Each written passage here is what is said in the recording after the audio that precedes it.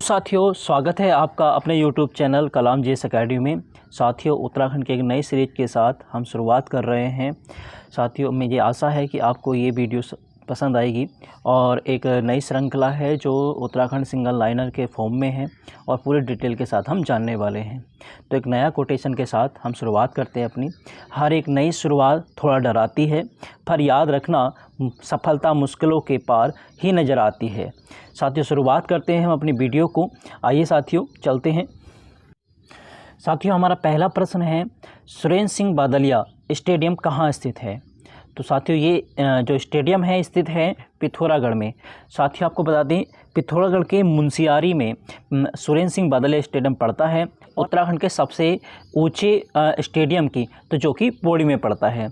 आइए साथियों, बढ़ते हैं अगले क्वेश्चन। साथियों, हमारा दूसरा क्वेश्चन है, निम्न में से कौन उत्तराखंड में प्रचलित युद्ध वाद्य यंत्र है? तो सही ऑप्शन इसमें से हो जाता है तुड़ी और रणशिंगा। तुड़ी और रणशिंगा के बारे में हम जान लेते हैं, ये कैसा दिखता है उसके बारे में एक बार विचार हम कर लेते हैं। तो साथियों, हम बात करें कि साथियों देख लीजिए, आपके सामने ये है रणसिंगा और इसके मुकाबले अगर हम बात करें आपसे तुरी और रणसिंगा की, तो एक छोटे से चित्र में आपको बता देते हैं साथियों कैसा होता है आपका तुरी और रणसिंगा। तो देखिए, ये जो है आपका पहला चित्र जो बनाया गया है, अगर मैं बात कर रहा हूँ रणसिंगा की तो ये रणसिंगा है, और आपके बात करें तुणी तो तुणी आपका ये वाद्य यंत्र है। उत्तराखंड में अगर हम बात करें, उत्तराखंड में वैसे तो साथियों कि 36 प्रकार के वाद्य यंत्र पाए जाते हैं और उसे 5 वाद्य यंत्रों में विभाजित किया गया है। जैसा कि साथियों आपको बता दूं, मैं उत्तराखंड में 36 प्रकार के वाद्य यंत्र प्रचलित हैं। मैं उसे 5 श्रेणियों में, घन वाद्य यंत्र है, चरम वाद्य यंत्र है, सुबीर वाद्य यंत्र है, ताद वाद्य यंत्र है और हारमोनियम वाद्य यंत्र है। इस प्रकार 5 श्रेणियों में बांटा गया है और उत्तराखंड में लगभग 36 प्रकार के वाद्य यंत्र। साथियों, हमारा अगला क्वेश्चन है, रामायण लोक परंपरा किस गांव से संबंधित है? तो साथियों, इस ऑप्शन में से हमारा सही आंसर हो जाता है सरूर डुंगरा। सरूर डुंगरा से यह परंपरा शुरुआत हुई है। अगर बात करें यूनेस्को की तो 2 अक्टूबर 2009 में इसे धरोहर में शामिल कर लिया है। साथियों, एक झलक देख लेते हैं कि आपका की जो परंपरा है ये देखने में कैसी लगती है। साथियों, ये एक झलक दिखाई गई है। अगर मैं छोटा सा इसको और कर दूं, आप देख सकते हो कि ये परंपरा किस प्रकार की है, जो कि हमारे गणतंत्र दिवस पर भी एक झांकी निकाली गई थी। और इसमें क्या होता है कि लोग अलग अलग वेशभूषा धारण कर कर नृत्य करते हैं और बहुत प्रचलित परंपरा है। और साथियों, इसमें एक बात और आपको बता दें कि जो परंपरा है ना, ये आपको याद है रामायण के कुछ पात्रों को लेकर की जाती है। रामायण का ही शॉर्टकट का भाग होता है, जिसमें आप देखते सकते हैं भोलेनाथ का एक फ़ोटो है यहाँ नाचते हुए दिखाया गया। इस प्रकार रामायण का सारा चित्रण इसमें दर्शाया जाता है। साथियों, हमारा अगला क्वेश्चन है, उत्तराखंड में प्रागैतिहासिक चित्रों की पहली बार खोज कहाँ की गई? तो साथियों, प्रागैतिहासिक चित्रों की बात की गई है तो हमारा सही आंसर हो जाता है लाखो उडियार। और साथ ही लाखो उडियार जो है, जो कि अल्मोड़ा में पड़ता है, और इसकी बात करें तो इसकी खोज जो हुई अल्मोड़ा में की गई, बाड़ा छीना नामक स्थान है, और पीसी जोशी के द्वारा की गई है। और जिसमें 1968 के आसपास की अगर हम बात करें, 1968 में इसकी खोज की गई है। और साथियों, इसकी आकृति की अगर हम बात करें तो आकृति इसकी नागफनी की है, नागफनी की तरह आकृति है। और क्वेश्चन एक और आ सकता है यहाँ से कि जो आपका लाखो उडियार है वो किस नदी के आसपास है? तो वो सुआल नदी के पास आ जाता है। तो साथियों, बढ़ते साथियों, हमारा नेक्स्ट प्रश्न है, यमुनोत्री मंदिर के संस्थापक कौन हैं? तो साथियों, इन सभी ऑप्शन में से हमारा राइट आंसर हो जाता है प्रताप शाह। और जो यमुनोत्री मंदिर है वो उत्तरकाशी में स्थित है और ये कत्यूरी शैली में बना हुआ मंदिर है। देख सकते हो, ये है आपका यमुनोत्री मंदिर जो कि आपका कत्यूरी शैली में बना हुआ है। साथियों, हमारा अगला क्वेश्चन है, सोमनाथ मेला किस नदी पर तट पर लगता है?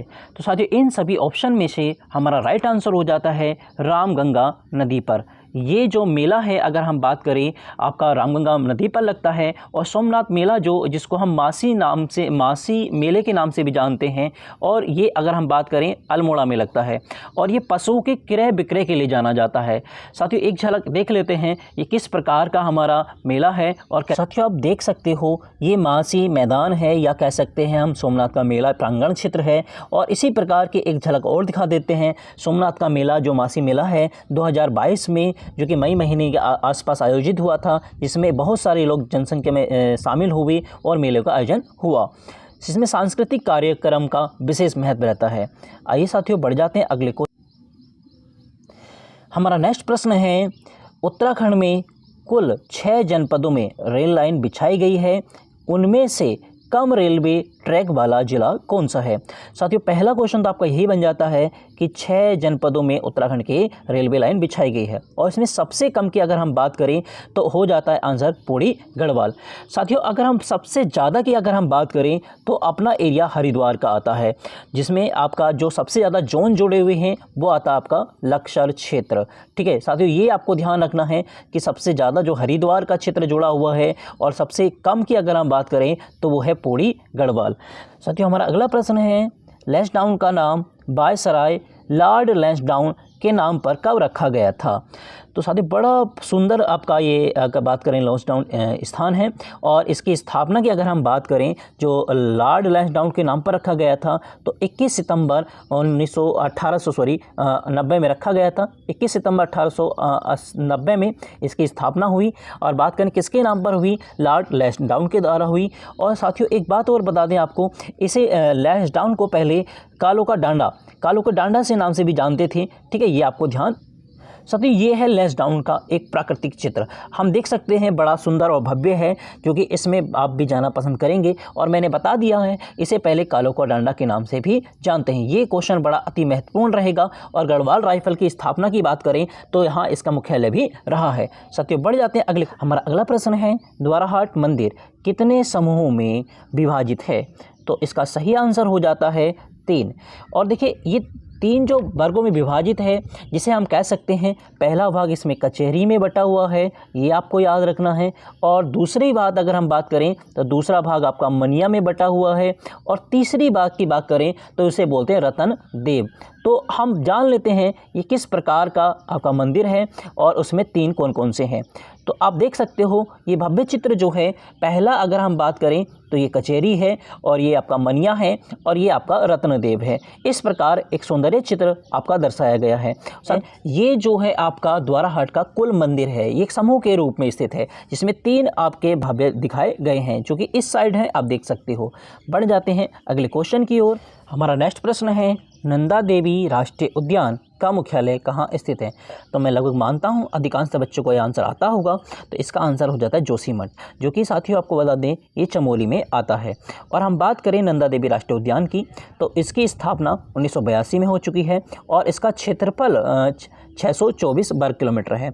और नंदा देवी राष्ट्रीय उद्यान जो है क्षेत्रफल की दृष्टि से तीसरे क्रम में आता है। अगर हम बात करें पहले, अगर क्षेत्रफल में पहले में जो आता है वो है गंगोत्री राष्ट्रीय उद्यान। हमको याद रखना है गंगोत्री राष्ट्रीय उद्यान जो है वो उसका क्षेत्रफल सबसे बड़ा है, जो कि 2390 वर्ग किलोमीटर है। जबकि अगर हम बात करें दूसरे स्थान पर तो वो राजाजी राष्ट्रीय उद्यान है।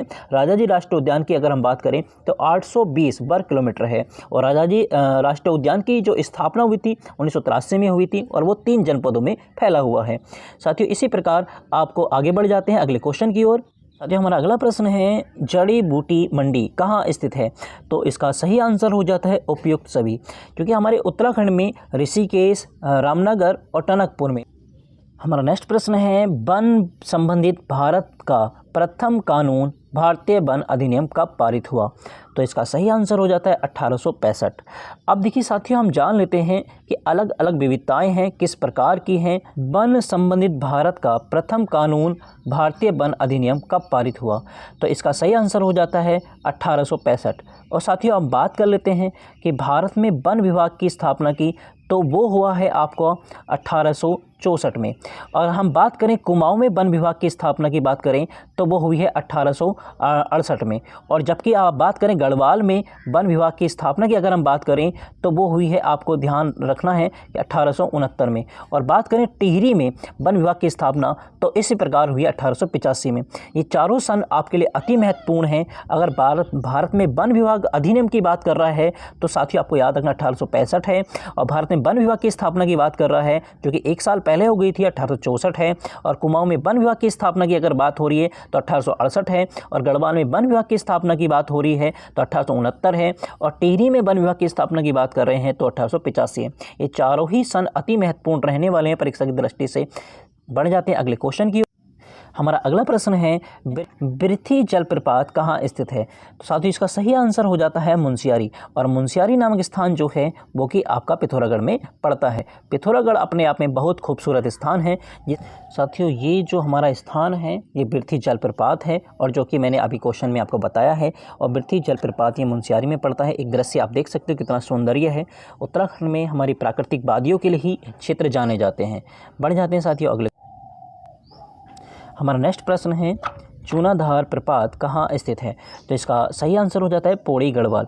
पौड़ी की अगर हम बात करें तो थोड़ा सूखा हुआ नज़र आता है, आप देख सकते हैं ये थोड़ा सूखा हुआ नज़र आ रहा होगा। बढ़ जाते हैं अगले क्वेश्चन की ओर।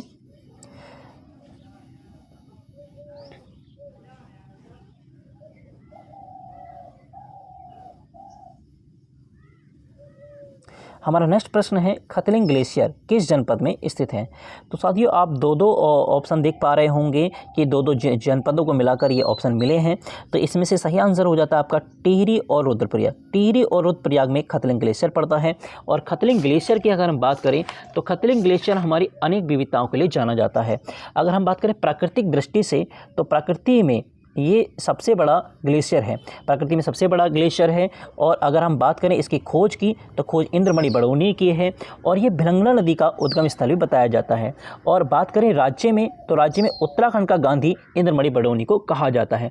तो साथियों हमें याद रखना है विश्व का सबसे बड़ा प्राकृतिक शिवलिंग जो आपका है खतलिंग ग्लेशियर है, और खतलिंग ग्लेशियर से ही भिलंगना नदी का उद्गम स्थल हुआ है, और उसकी खोज की है इंद्रमणि बडौनी, जिसे उत्तराखंड का गांधी के नाम से भी जानते हैं। बढ़ जाते हैं हम अगले क्वेश्चन की।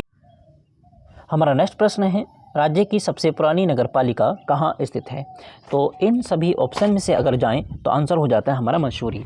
और मसूरी आपको पहाड़ों की रानी के नाम से भी जानते हैं। याद रखना है कि पहाड़ों की रानी अगर हम बात करें, पहाड़ों की रानी की अगर हम बात करें तो पहाड़ों की रानी जो कहा जाता है मसूरी कहा जाता है। अगर इसकी बात करें इस ऑप्शन में से तो काठगोदाम जो है आपका कुमाऊं का प्रवेश द्वार कहलाता है, और गढ़वाल का प्रवेश द्वार जो है आपका कोट द्वार कहलाता है। ये तीनों ही क्वेश्चन बार बार आते हैं कि कुमाऊं का प्रवेश द्वार किसे कहते हैं, तो आपको याद रखना है काठगोदाम है। और गढ़वाल का अगर प्रवेश द्वार की बात करें तो कोट द्वार है, और पहाड़ों की रानी की अगर हम बात करें तो वो कहते हैं मसूरी। हमारा अगला प्रश्न है उत्तराखंड में कुल बेगार प्रथा पुस्तक के लेखक कौन हैं। तो हमारा राइट आंसर हो जाता है शेखर पाठक। हमारा नेक्स्ट प्रश्न है एक नाली जमीन होती है। तो इसका सही आंसर हो जाता है 200 वर्ग मीटर के बराबर। साथियों एक क्वेश्चन और आपसे पूछा जा सकता है, इससे छोटे छोटे क्वेश्चन ये पूछे जा सकते हैं कि ये दो मापांक आपसे पूछे जा सकते हैं कि 16 मुट्ठी बीज की मात्रा किसके बराबर होती है। तो याद रखना है एक नाली ज़मीन के बराबर होती है। और ये क्वेश्चन और पूछा जा सकता है कि 2 पॉइंट नाली किसके बराबर होती है। तो 1 बीघा जो कि 40 मुट्ठी के बराबर होती है। तो 40 मुट्ठी याद रखिएगा 1 बीघा के बराबर है। तो ये 2 पॉइंट और आपको याद रखते हैं कि पॉइंट हैं ये अति महत्वपूर्ण है। हमारा नेक्स्ट प्रश्न है रघुनाथ मंदिर किस ज़िले में स्थित है। तो रघुनाथ मंदिर की बात हुई है, भगवान राम की बात हुई है। भगवान राम का ही एकमात्र मंदिर है उत्तराखंड में जो कि टिहरी गढ़वाल में है। और आपका टिहरी गढ़वाल में ये स्थान जो है आपका अलकनंदा और भागीरथी नदी के संगम पर स्थित है। साथियों देख लेते हैं कैसा है ये। साथियों देख लेते हैं ये भव्य मंदिर की बात करें तो आप देख सकते हो यहाँ से एक नदी आ रही है अलकनंदा, और इसी के पास से अगर मैं बात करूँ थोड़ा सा इधर जाएं तो ये इधर से थोड़ी सी साइड से आ जाती है आपकी भागीरथी। ये साथियों आपकी भागीरथी है, ये आपकी अलकनंदा है, और इसी स्थान को हम कहते हैं देवप्रयाग। और हम बात करें आपके रघुनाथ मंदिर की तो ये थोड़ा सा पास में ही है आपका रघुनाथ मंदिर, जिसे मैंने गोल कर दिया गया है। आप देख सकते हैं पास में ही, नज़दीक में ही है। ठीक है, बढ़ते हैं नेक्स्ट है पौधरोपण नीति किस वर्ष लागू की गई है। ये भी क्वेश्चन अति महत्वपूर्ण है, और तो इसका सही आंसर हो जाता है 6 जून 2006 को। साथियों हमारी वीडियो आपको कैसी लगी आप कमेंट जरूर करें। धन्यवाद। जय हिंद, जय भारत।